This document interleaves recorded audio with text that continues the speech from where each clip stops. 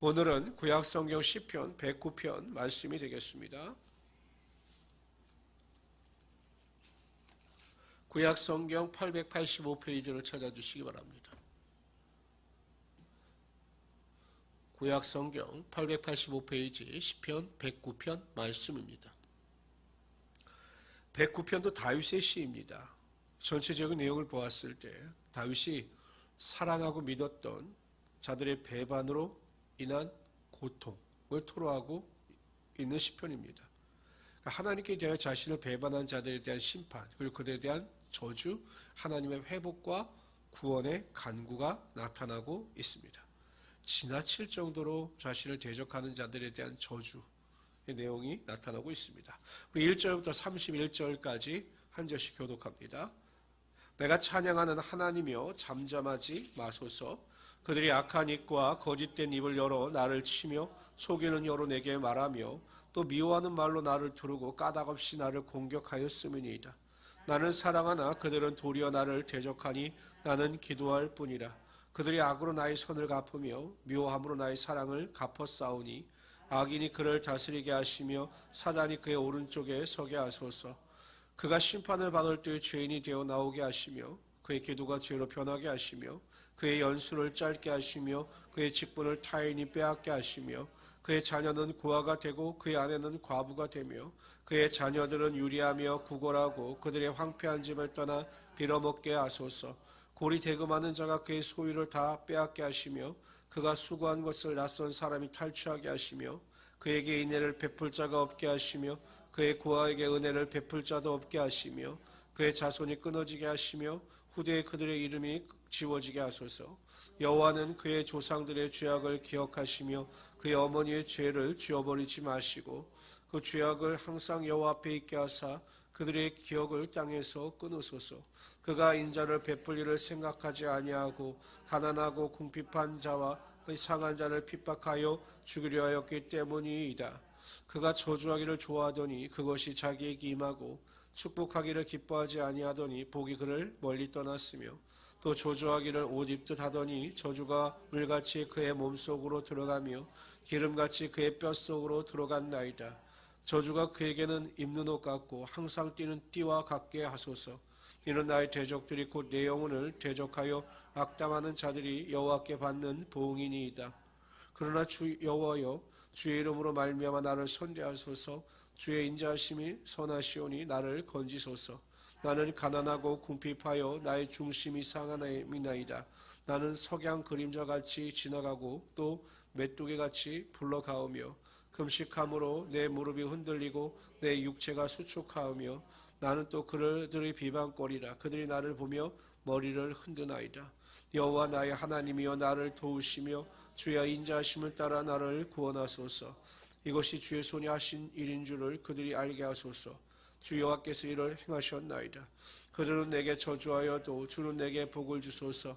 그들은 일어날 때에도 수치를 당할지라도 주의 종은 즐거워하리이다. 나의 대적들이 욕을 옷 입듯 하게 하시며 자기 수치를 겉옷같이 입게 하소서. 내가 입으로 여호와께 크게 감사하며 많은 사람 중에 찬송하리니 그가 궁핍한 자의 오른쪽에 서사 그의 영혼을 심판하려는 자들에게서 구원하실 것임이로다. 아멘. 4절에 보면 다윗은 이렇게 고백합니다. 나는 사랑하나 그들은 도리어 나를 대적하니 나는 기도할 뿐이라. 보통 자신이 믿었던 자들, 자신이 사랑했던 자들로부터 당하는 배반의 고통은 일반적인 고통보다 그 아픔이 더 큽니다. 그러니까 인간적으로 엄청난 배신감으로 인해서 큰 어려움을 겪게 되는 것입니다. 그럴 때 사람에 대한 원망도 나오고 그 상대방에 대한 불평도 나오게 되는 것입니다. 그런데 다윗의 기본적인 자세는 사람을 상대하지 아니하고 나는 하나님께 대하여 기도할 뿐이다 라고 고백하고 있습니다. 그러면서 하나님께 대하여 간절한 마음으로 기도하고 있는 것입니다. 다니엘이 위기 가운데 빠지게 됩니다. 하나님께 기도하는 것으로 인하여 악한 자들의 괴계에 휩쓸려 생명의 위협을 받게 됩니다. 자신의 그러한 종교적인 행위가 왕을 대적하는 행위가 아님에도 불구하고 여건상 그런 상황으로 흘러갈 수밖에 없었습니다. 그러면 사람들은 보통 왕에게 찾아가서 자신의 억울함을 호소하기 마련입니다. 충분히 또한 그렇게 호소했을 경우 자신의 주장이 이해될 수도 있었을 것입니다. 그러나 다니엘은 사람을 상대하지 않습니다. 자신의 억울함을 사람에게 말하지 않습니다. 하나님 앞에 나가 이전에 하던 대로 더 열심히 기도하며 오히려 하나님께 감사했습니다. 그러한 위기를 주신 일에 대하여 하나님께 감사했습니다. 하나님을 상대하니 하나님께서 그를 높여주시고 하나님께서 그를 위기에서 건져주심으로 하나님의 영광이 나타나게 하여 주신 것입니다. 우리가 이 세상을 살다 보면 여러 가지 억울한 일도 당하고 여러 가지 고통도 사람으로 인하여 당할 때가 있습니다. 그럴 때도 사람을 상대할 필요가 없습니다. 그 사람에게 대하여 원망하고 불평할 필요가 없습니다. 오직 하나님을 기대하고 하나님 앞에 나와 하나님께 기도할 때 하나님께서 모든 기도를 들어주시고 우리의 원통함을 풀어주시며 우리의 삶에 하나님의 은혜가 반드시 나타나게 하여 주실 것입니다. 그래서 우리 성도님들은 항상 무슨 일이든지 기도를 앞세우시고 기도하는 일에 자신의 모든 것을 바치며 나갈 수 있는 귀한 성도들이 되시기를 주님의 이름으로 축원합니다. 다윗은 또한 28절에서 이렇게 고백합니다. 그들은 내게 저주하여도 주는 내게 복을 주소서. 그들이 일어날 때에 수치를 당할지라도 주의 종은 즐거워하리이다.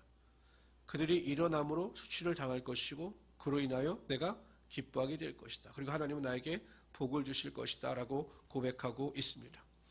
그러니까 다윗은 자신의 삶의 환경이 어떠하든지 간에 하나님께서 항상 나에게 좋은 것을 채워주신다라고 하는 믿음이 있었던 것입니다.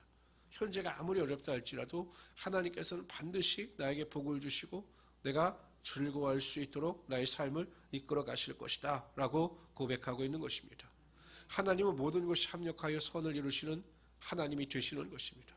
우리가 마태복음에 보면 아무리 악한 자더라도 자식에게 좋은 것 줄 줄 알거든 하물며 하늘에 계신 내 아버지께서 구하는 자에게 구하는 자녀들에게 좋은 것으로 주시지 않겠느냐라고 분명히 말씀하셨습니다.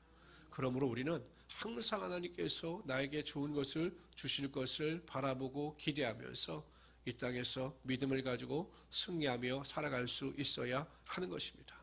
우리가 이렇게 기도하는 것도 무엇입니까? 하나님께서 우리에게 좋은 것을 주실 것을 믿기 때문에 새벽에 일어나 주님 앞에 나와 간절히 기도하는 것입니다.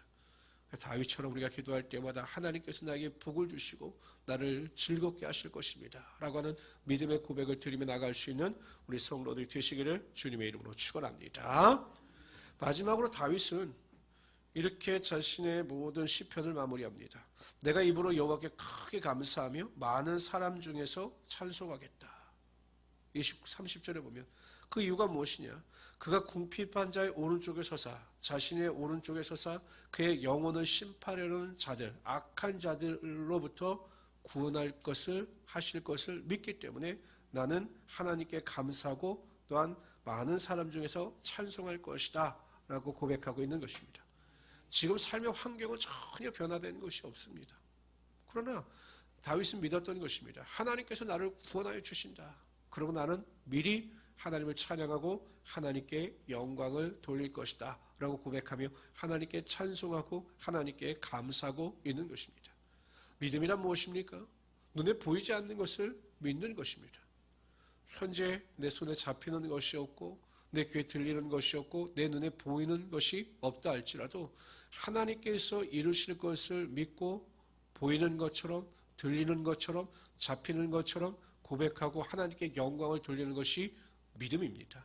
그리고 하나님께서는 그 믿음대로 되는 역사가 반드시 나타나게 하여 주시는 것입니다. 사도 바울이 로마로 압송이 되어갈 때 유라굴로로 인해서 큰 고통을 당하게 됩니다. 사람들이 모든 짐을 다 바다에 버렸습니다. 그래도 그 태풍이 그치지 않자 그 사람들은 살 소망이 끊어졌습니다. 이제 끝났구나. 그때 사도 바울이 그 사람들 앞에 서서 이야기합니다. 나의 섬기는 하나님이 주의 사자를 통해서 나에게 말씀하셨다. 내가 가이사 앞에 서야 할 것이고 이 사람들을 내가 너에게 맡길 것이다. 하나님의 메시지를 사람들에게 전하면서 이렇게 마무리합니다. 나는 말씀하시는 하나님이 말씀하신 대로 믿습니다. 그렇게 될 것을 믿습니다라고 선포합니다. 여전히 바람이 불고 바다는 흉흉하나 하나님께서 반드시 이 배를 안전하게 보호하여 주실 것을 믿습니다라고 고백합니다. 믿음의 고백을 한 것이죠.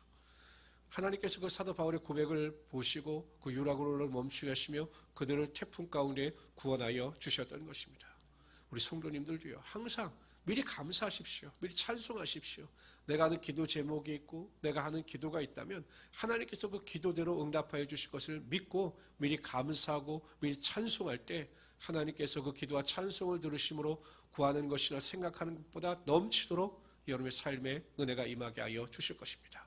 우리 모든 성도님들은 낙심하지 마시고 실망하지 마시고 반드시 내 기도를 통해서 하나님은 더 좋은 것으로 예배하고 계심을 믿으시면서 오늘 하루도 기도 가운데 믿음으로 승리하며 살아갈 수 있는 우리 성도들이 되시기를 주님의 이름으로 축원합니다.